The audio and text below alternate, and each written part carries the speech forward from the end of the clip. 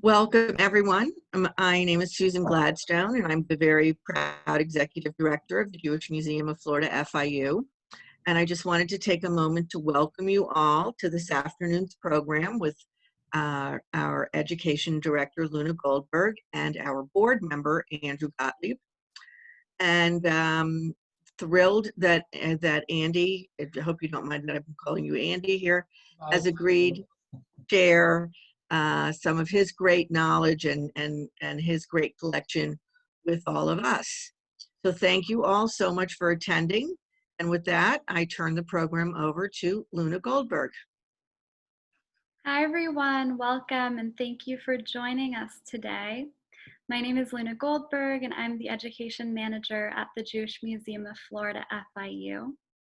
Today's program will focus on ritual objects and identity. And joining me will be a close friend, scholar, and board member to the museum, Dr. Andrew Gottlieb. Before we get started, I'd like to offer a few notes to make sure that our program runs smoothly. While we encourage your participation, please make sure that your microphone is muted during the presentation. If you have any questions, feel free to type them in the chat box down below. And following the presentation, we'll be opening up the conversation to questions and comments. Lastly, I want to take the time to properly introduce our speaker, Dr. Andrew Gottlieb. Beyond his administrative role at the School for Advanced Studies, Miami-Dade College, Andrew Gottlieb is a board member of the Jewish Museum of Florida, FIU, and curator of the Hollander Collection, a nonprofit collection of Judaica from the Old and New Worlds. He has traveled extensively throughout Israel, Europe, the United States, and Latin America, acquiring ritual and secular Jewish artifacts, each chosen for its role in retelling the story of our people. Many of these pieces are currently on display in several different venues throughout South Florida, communicating narratives of the Jewish experience through physical artifacts and the written word. Gottlieb has a BA in Literature from New College of Florida, an MA in International Relations from Florida International University, and a PhD in Political Science from the Union Institute and University. Please join me in welcoming Dr. Andrew Gottlieb. Thank you, Luna. And before I tell you about myself, it's funny, Luna really organized the event, and she so aptly included a phrase from the field to build the event that's not uncommon, but she thought of it. She wrote that I was going to discuss collective memory. And it's perfect because that's the only word that we have in Hebrew to discuss the past, to remember, zecher, or remembrance, memory, zichronot. We don't have a word in Hebrew for history. People are shocked when they find that to be the case, at least not an authentically Hebrew word. Memory, the Hebrew memory, is personal, it's communal. History implies at least an attempt toward universality, objectivity. So thank you, Luna. We are steeped in the collective memory of our people. Hazichronot am shelanu. That being said, I'm going to discuss ritual artifacts respectful and inclusive of various beliefs, parochial and secular as well. My name is Andy Gottlieb. Being a board member at the Jewish Museum of Florida, FIU, is without question an honor that gives me the greatest pleasure, second only to my family. In Yiddish, we'd say that I'm sheppen gnachis here with you today. I'm soaking up all the joy for being a member of the community and for all of you who are here with us today. I'm also a professor of politics and art history, and I currently serve in an administrative role at the School for Advanced Studies, Miami-Dade College North Campus. I'm originally from Washington, D.C., and my interest in politics and identity began truly with my bar mitzvah speech. In it, I tried to reconcile the beliefs of my community with the founding documents of the United States. Today, we call this the debate between Athens and Jerusalem, or reason versus moral beliefs.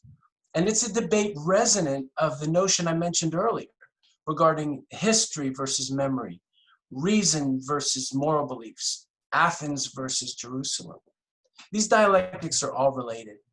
So the balance between these themes later inspired my undergraduate thesis on identity and politics in El Salvador, my master's thesis on Cuban identity and politics, and then my doctoral dissertation on Jewish identity and politics. So I learned the value of studying other cultures in order to learn how most objectively to approach one's own community. My crowning achievement, of course, was marrying my wife, a Cuban Jew, or Juban, whose identity spans across my research interests. So I'd like to give a brief review from my own art history seminars, leaving time for questions and comments at the end. And by the way, whenever you hear one of my jokes, I expect laughter, even if it's muted. My students know that their grades depend on it. Some of them are here, can attest to that. So following this review, I'm going to share with you some of my favorite ritual artifacts. And I guess that being said, I'll go ahead, Luna, and I'll share the screen. Okay, let me give you this background that I use on ritual and identity. So this is a quote that I love from Joseph Campbell. Some of you may be familiar with a similar line from Viktor Frankl, who was a psychologist and a Holocaust survivor. And Andy, can you share your screen? oh, I didn't share the screen. I'm so sorry. Thank you. Sure. Share screen.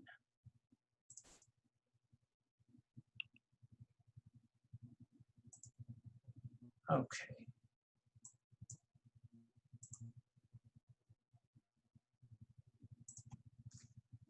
Okay. Are you able to see it now? Excellent. Good, good. Okay. So, yeah, I was talking about this wonderful line from Joseph Campbell. It's partially covered, but basically what it's saying, life is without meaning. You bring meaning to it, and the meaning's whatever you ascribe to it. And I mentioned Viktor Frankl. He said basically the same thing. We take our life experiences and we attribute our own meaning to those experiences. And Joseph Campbell also wrote extensively about rituals, ceremonies, a great deal on masks, right? Masks as rituals, and right in this field. So yeah, I wanted to start with him. And I want to make a point too. If you look at this cave painting, since the dawn of civilization and before we developed speech, human beings created art in our quest to find meaning, while at the same time expressing ideas about ourselves, our lives, our beliefs, and the world around us. Right? Long before, long before. This is what I'm sorry. I want to get to this. Okay. So long before the invention of writing, artistic expressions included music, dance, mythic storytelling, and even pre-humans engaged in this behavior. Even pre-humans engaged in this behavior.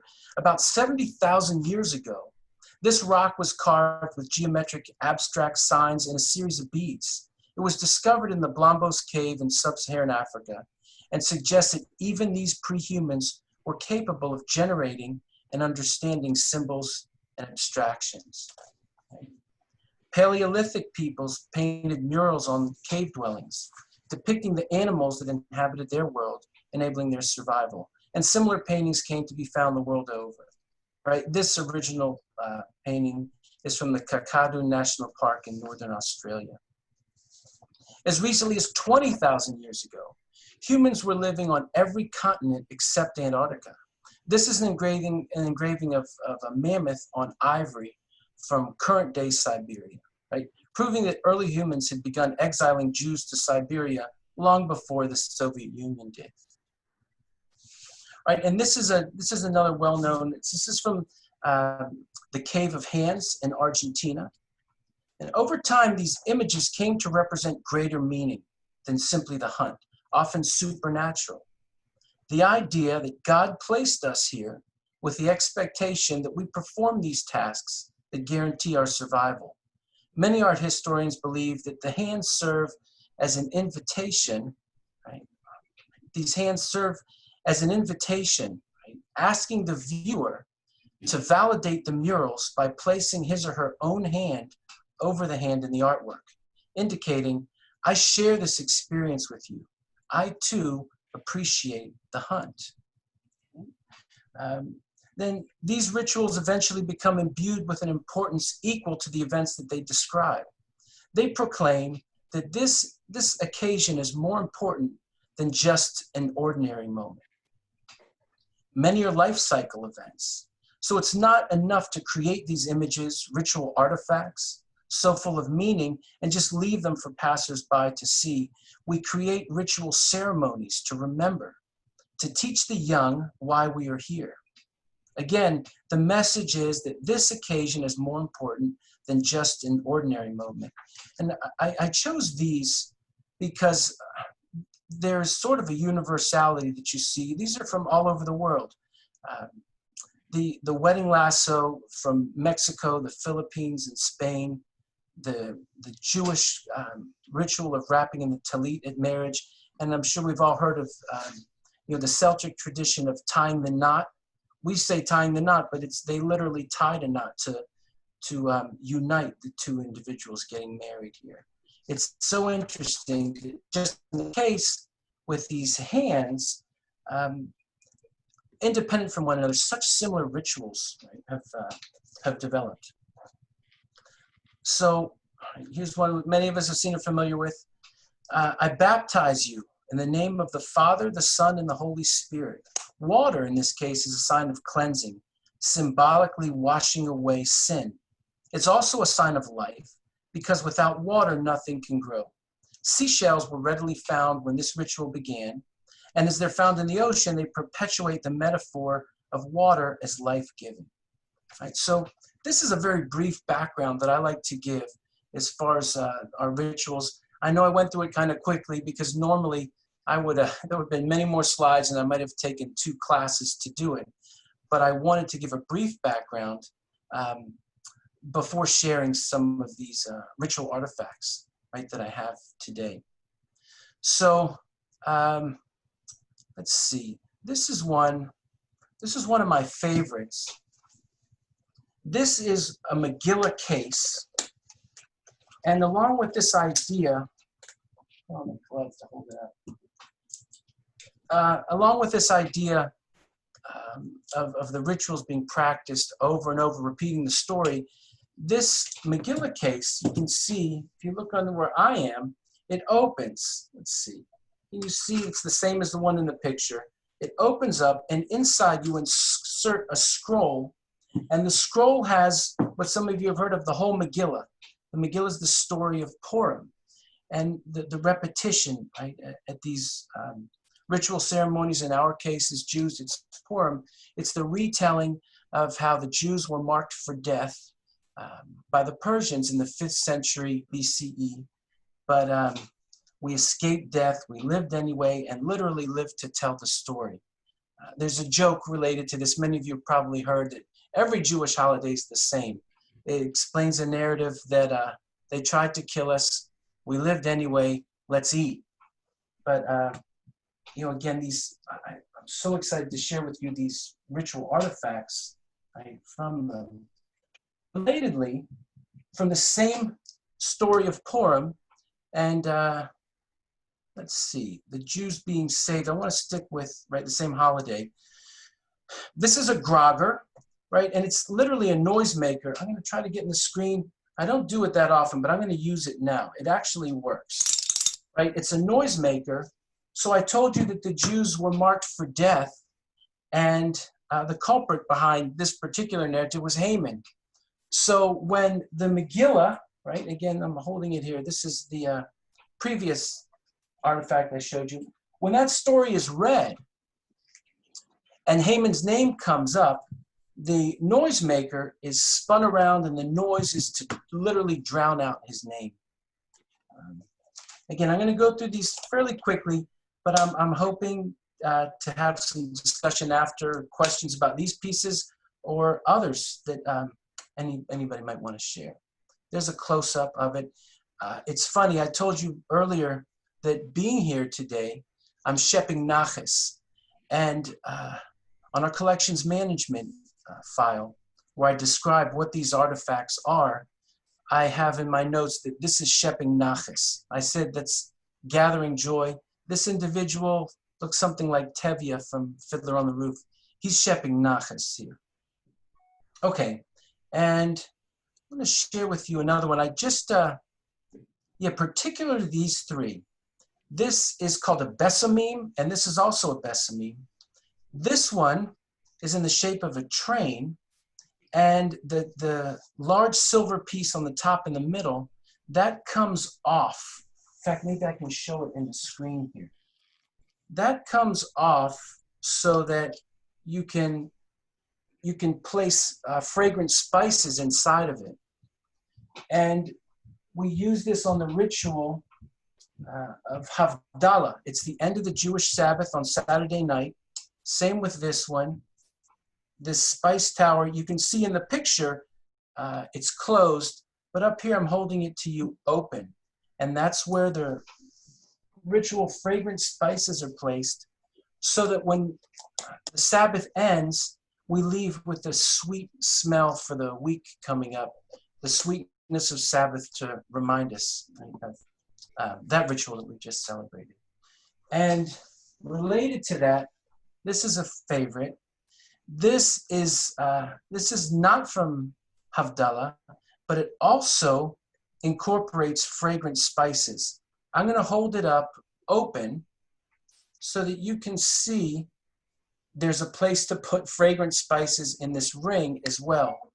And this is it's a real wedding ring, but not one individual would own it. I talked to you about the importance of community ritual. And what would happen in small communities in Eastern Europe, each shtetl or each small community would have one ring of that type. And at every marriage, the young woman would use the ring in the ceremony and keep it for about a week. And the same idea, the spices are put in for the fragrant spices to make it a sweet marriage. I'm going to share with you another.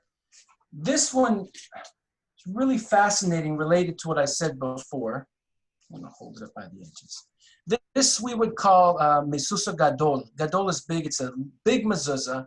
This would not be used on a home. It would be used in a synagogue. But what's fascinating is that if you've seen at Jewish residences, a smaller mezuzah case than this is often at the entrances, and it's a Jewish custom to touch it and then kiss it. Put your hand on it and then kiss your hand. And I was first learning about the caves with the hands that I discussed earlier.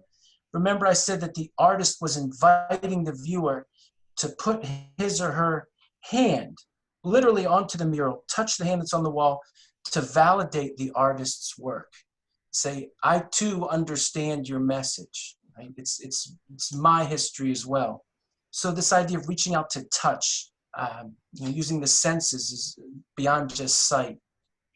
Also, before this event, I spoke to Luna. I asked her to remind me, but when we talk about using spices, and Jews are we're not the only community to use fragrant spices. I just used the example of the Catholic Church, and I shared with Luna the observation I made that smell is the most evocative of memory of all the senses. And that's what we're talking about, is collective memory. So it's the incorporation of so many different senses to transmit this, the cultural, the ritual identity from, as we say in Hebrew, lador vador, from generation to generation. So, I know I went through a little bit quickly. If anybody would like to ask any questions about any of the individual pieces here, that would be great. But I went through a little bit fast because I love conversation. And I'm hoping that some of these pieces will inspire questions about them or about related rituals, practices from other communities. I want to tell you, I'm so happy to have family and friends here, but I'm particularly happy that I've got two students, one from a while ago, I know, and Stephen from very recently. I wish he could say that he were my student. but I'm an administrator. Nevertheless, he visited quite a bit and we talked about these things. So I know Stephen has something he wants to share, and I'm going to turn this over to Luna at this point, but I'm looking forward to having a little conversation here. Fantastic. Thank you, Andy. And we have, it looks like in the chat, we have one question from Beres Litvak. Beres, Hi, it's actually Elaine Litvak. Great. Hi, Yeah. Elaine. Hi, Andy. This is so interesting. I just love seeing all these objects. I have a question about the ring. So you said the shtetls, all the shtetls had one. Was that because the people were too poor to have, I assumed they were too poor to be able to give each other a ring? I was wondering how that originated, if you know. Well, once this, I should say this, once the ritual was over, in this case, it's the wedding, the Jewish wedding, there would normally have been a ring. It might have been tin, but not in every case. I assume some of that has to do with money. This is original, it's and it's silver, but also a ring of this size wouldn't be practical, you know, to wear on a regular basis. And it's much more of a ritual than a daily piece. In fact, I'm so glad it's on the screen now. If you look, you see there's a hasp here that opens. Yes. If you were to use this on a regular basis, you know, it would open, the spices would fall out. So it's much more of a symbol. And then depending on their wealth, you know, I keep referring to Fiddler on the Roof. I love the movie. But even within the shtetls, there were varying levels of wealth. So this would definitely not have been the type of ring, anything close to this that any woman would continue to wear. But most shtetls, most small communities had one of these. I'm sorry. I was just wondering because I was told that sometimes there were people too poor to even afford a ring, that this gave them a chance to wear a ring for at least a little while. Yeah, well, this certainly gave him a chance to wear a very nice ring, a silver ring. But, you know, like I said, on occasions they had rings made of tin. I just won an auction for a mezuzah case from the Lower East Side, and it's cheap tin. Anybody, these are people who would come from Russia, from Shtetl, I should say, too. So, yeah, for the very poor, they often had rings made of tin. Like I said, the mezuzah's made of tin also. But certainly nothing as elaborate as this one. Well, thank you very much. And I'm enjoying this very much. Thank you. Thank you. And we have also a comment from Oren around these rings. Oren, do you want to unmute? Oh, hi. Sure. Professor Gottlieb, hi. Hello. Really terrific to hear your presentation, and thanks so much for sharing all those really fabulous objects. I enjoyed the juxtaposition of the photos with your actually handling them. That was really cool, and the sound of the grogger and everything. Shout out to Susan that maybe we should do a show on the grogger collection sometime. Yes. With you know, by playing them. Oh, okay. So about the rings. So, yeah, these were not practical. You know, when you know, Andrew showed you the ring, imagine it's the same reason why there was stomping on the glass. Imagine a time before amplification, and a whole town would come out for a wedding, and you know, if you're in the back, you can't really see or hear anything. So you need a few visual cues to communicate what's going on, right? So when the groom says these ritual words to the bride, Hare at mekudeshet li, you're hereby betrothed to me, and puts the ring on her finger. They use this ceremonial one so that people can see it, right?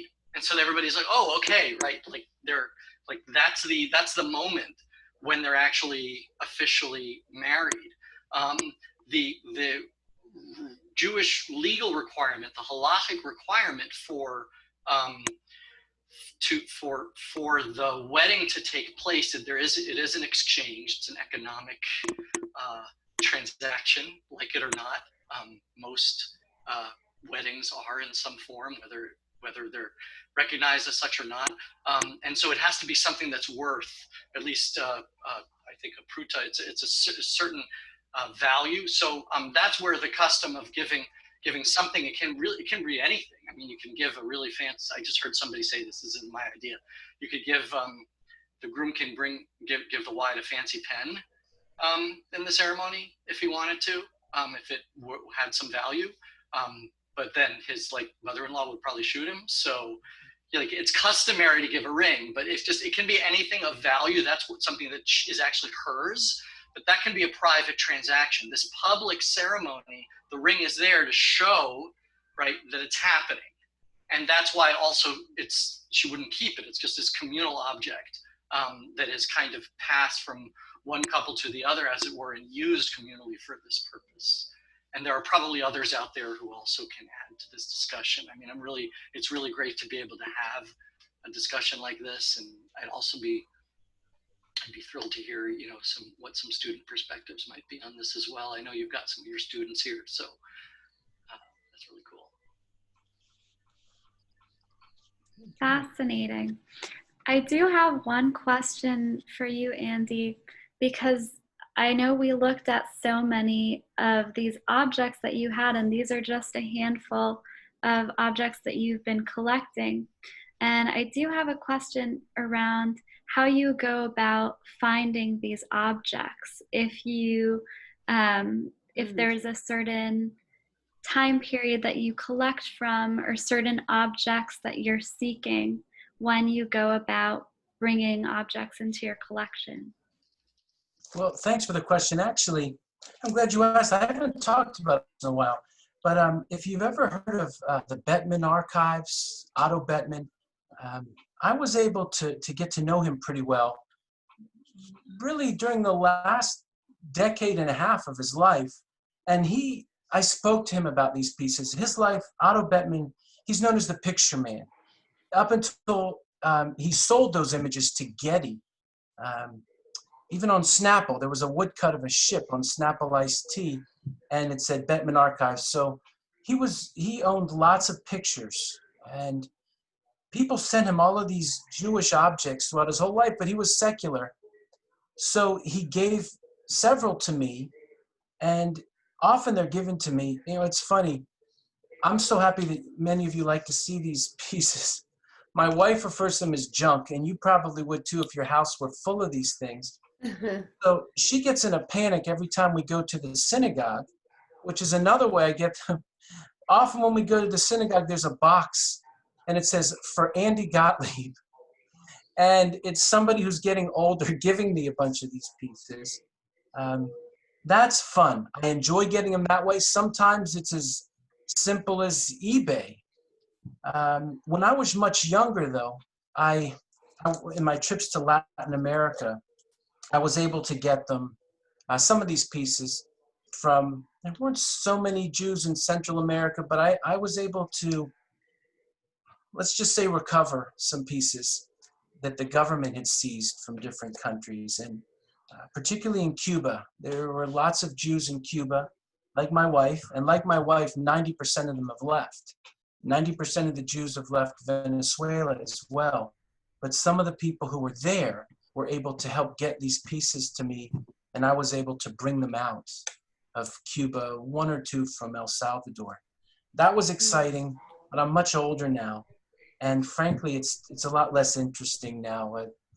People who are older give them to me, people from my synagogue, and I buy them online.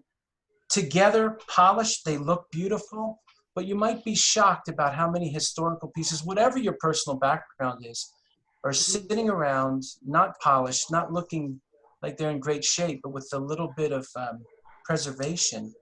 They're not hard to find. Most people don't value these things, so they're easy to get. Do we have any questions from everyone listening in? We have one from Susan. So what is the policy on polishing? Oh, Susan. Okay, I'm on the ring. Susan, it's so funny you said that. Jackie, you're Jackie there. Now, we've had a lot of conversations about that. I'll tell you the truth. You're not supposed to futz around with things. When I learned collections management, when I learned preservation, one of the first things they teach you is don't polish things, don't clean them up. But just like the dialectic between Athens and Jerusalem, and I'm kind of caught in the middle, yes, you know, I'm a curator and I collect these pieces, but I'm also Jewish. So, Susan, I did something that many people would be horrified by. If you look at this ring, do you see this hasp here that keeps it closed? Right? When I first came into possession of this, and we acquired it in my collection, this hasp was missing. The way I was taught curatorship, and the way any curator will tell you, is you leave it alone. You don't fix things. But I'm also Jewish. And I also have a connection to this piece beyond the cold, objective role as curator. It's my history. So I'm fortunate. I have family members in Washington, D.C. who make jewelry. So with this hasp missing, I imagined in my mind what it looked like. And then I asked the jeweler who worked for my family's jewelry business to draw what he thought it looked like, and we drew the same thing, so I asked him to make it. So Susan, you've exposed me, broken some of the rules. But what I do though is once I polish these things, I seal them up in vacuum bags, and you know they keep the shine for a long time. But you don't want to do it frequently.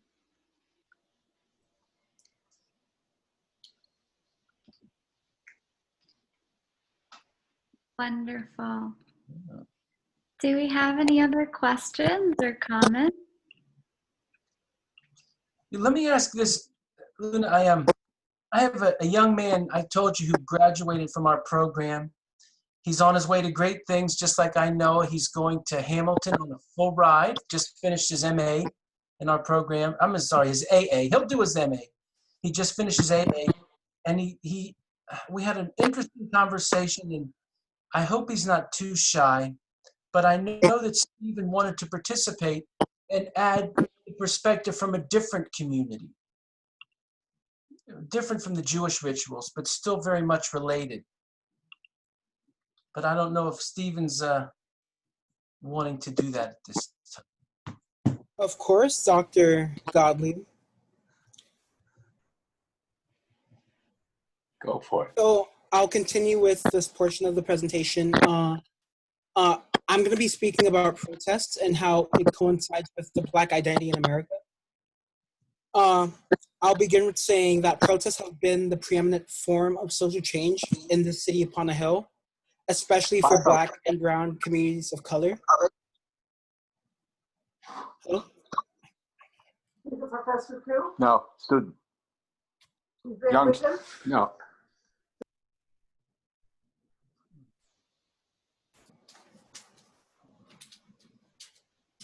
Stephen? Yes, hello? Okay, yeah, go ahead. Okay.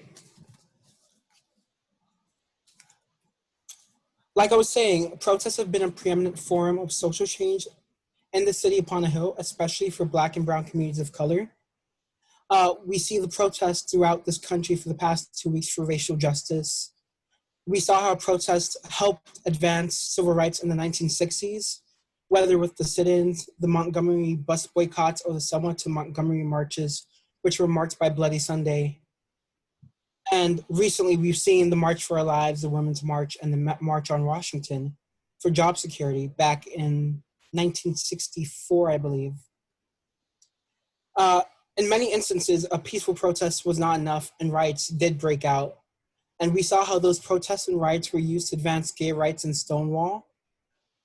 We praised the Boston Tea Party, but refused to acknowledge it as a riot against the English. And Bacon's Rebellion was also a riot. Protests have been at the foundation of this nation and will continue to be as long as this American experiment continues. And that's all I have for you guys. That's great. If I can jump in quickly, Luna. Stephen, I want to thank you for sharing it, and I want to relate it to our community too. Stephen, before your time, and actually before my time, just before my time, when the civil rights movement was going on in the 60s, many here today are well aware that the Jewish community was extremely active. In fact, of the white civil rights workers who went to the South, over 50% were Jewish, even though only 3% of the population was. So, Stephen, you're very smart, but you're often quiet, and I'm so happy to see you speak out about something about which you feel so strongly. And when you go to Hamilton, I know you'll continue, and I hope that there are members of my community along your side. So thanks for sharing the protest, right, as a ritual from your own community. Thank you for the opportunity. Thank you, Stephen. Would I be able to say something? Absolutely, Elaine. Oh, okay. Stephen, I was so glad to hear from you. I do want people to know, anybody who's watching, I was just informed that this Sunday at 10 o'clock at South Point Park, there is going to be a rally to go from South Point Park to 5th Street. And I'm so happy because I know we want to show ourselves that we care. We were on the side. We Black Lives Matter. So if anybody is interested, it's this Sunday at 10 o'clock and it starts at South Point Park. Thank you. Do we have any other questions or comments?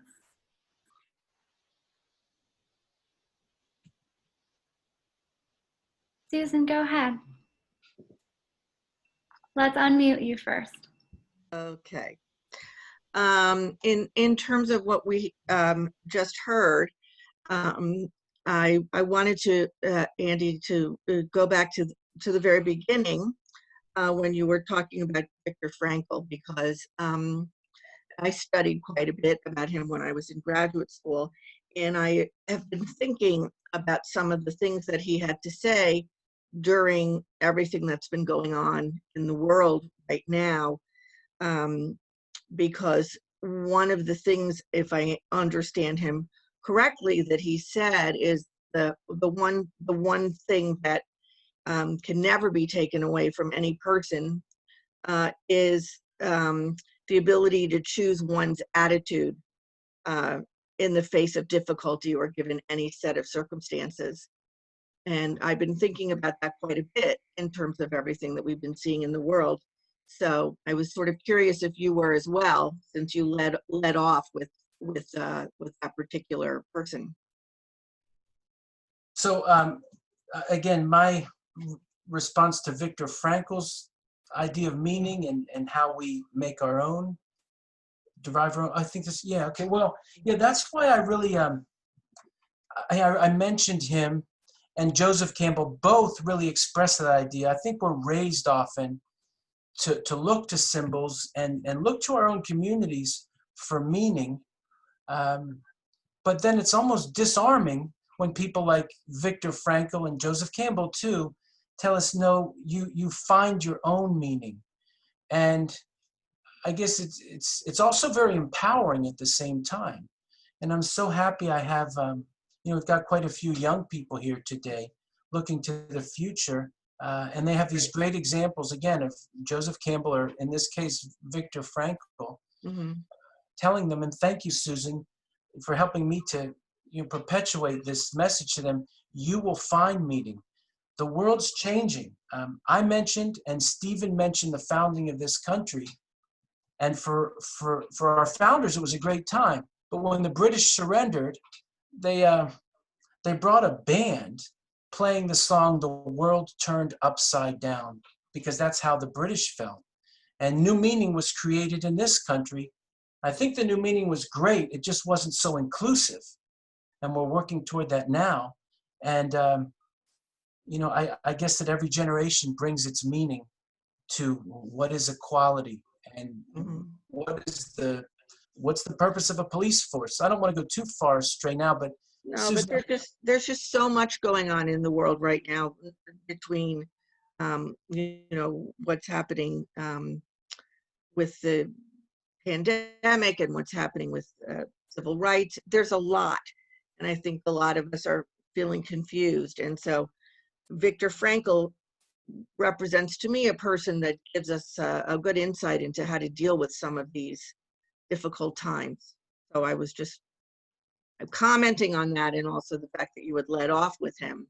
yeah, I meant specifically, I don't know if this is what you meant, but I meant specifically his message that we create meaning, we bring our Yeah. own meaning. Mm-hmm. Right. Very empowering. Which we all need to do right now. So I see someone else has a comment. That's me. Yes, go I ahead. just wanted to say I recently started a history class at my synagogue a couple months ago. And it was just nice to have this as from my old professor and his toy collection. And I'm also getting married in a year, so it's cool to see the ring because it's just part of my history also. Oh, yeah. I need to get one. Well, we do have a set at the Jewish Museum. So give us a call. Maybe we can talk about a way Far for you away to be though. able to. Oh, where are you? I'm in Connecticut. Oh, okay. Well, there I may used be a to live set in where Miami. you are too. Yeah, maybe it's in someplace near you. Yeah. Great, no, it's so nice to hear that, I know. Thank you. It was very nice watching this presentation. Almost makes me emotional. Good. Me too. Wonderful. Do we have any final comments or questions before we wrap up?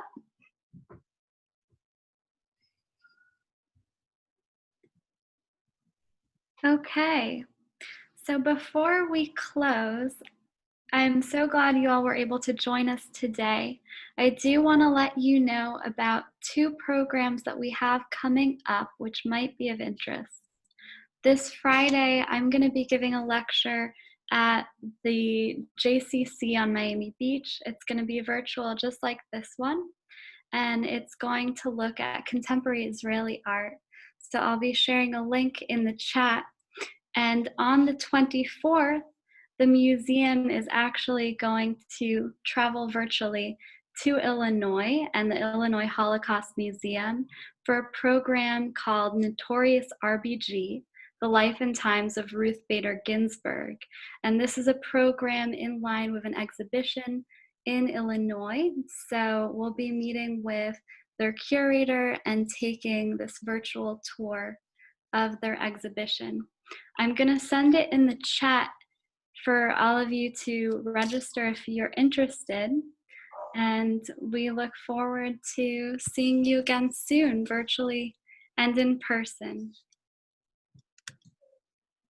And I would just like to say thank you, Luna, so much for hosting the event today. And Andy Gottlieb, thank you so much for being our guest. It was a pleasure. Thank you.